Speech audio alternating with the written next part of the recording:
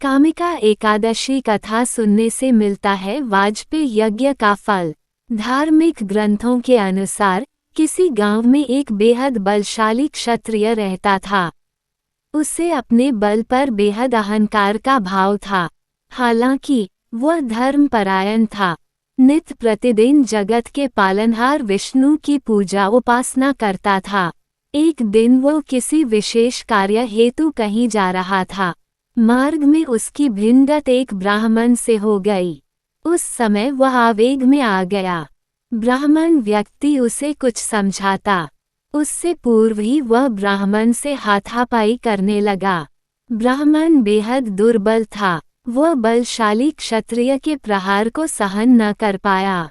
इसके चलते तत्काल ही उसकी मृत्यु हो गई। उस समय बलशाली क्षत्रिय सकते में आ गया।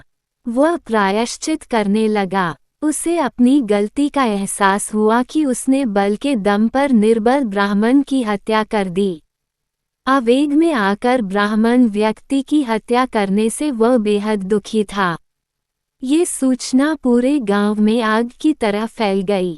क्षत्रिय व्यक्ति ने गांव वाले से क्षमा याचना की, साथ ही ब्राह्मण का अंतिम संस्कार विधि विधान से करने का वचन दिया।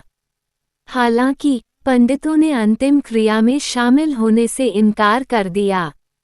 उस समय क्षत्रिय ने क्षमा याचना कर फल जानना चाहा। तब पंडितों ने कहा कि ब्रह्म हत्या दोष का प्रायश्चित करने के पश्चात हम लोग आपके गृह पर भोजन ग्रहण करेंगे।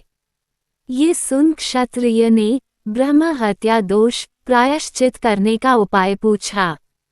पंडितों ने कहा कि सावन मास के कृष्ण पक्ष की एकादशी तिथि को विधि विधान से जगत के पालनहार भगवान विष्णु की पूजा उपासना करें। साथ ही ब्राह्मणों को भोजन कराएं और दान दक्षिणा दें। ऐसा करने से आप ब्रह्म हत्या दोष से मुक्त हो जाएंगे। कालांतर में क्षत्रिय ने ब्राह्मण व्यक्ति का दाह संस्कार किया। ब्रह्माजी कहते हैं कि हे नारद, ब्रह्महत्या तथा भ्रूण हत्या आदि पापों को नष्ट करने वाली इस कामिका एकादशी का व्रत मनुष्य को यत्न के साथ करना चाहिए। कामिका एकादशी के व्रत का महात्म्य श्रद्धा से सुनने और पढ़ने वाला मनुष्य सभी पापों से मुक्त होकर विष्णु लोक को जाता है। कामिका एकादशी के दिन भगवान मधुसूदन की पूजा के बाद कथा जरूर सुननी पढ़नी चाहिए, तभी यह व्रत पूरा माना जाता है।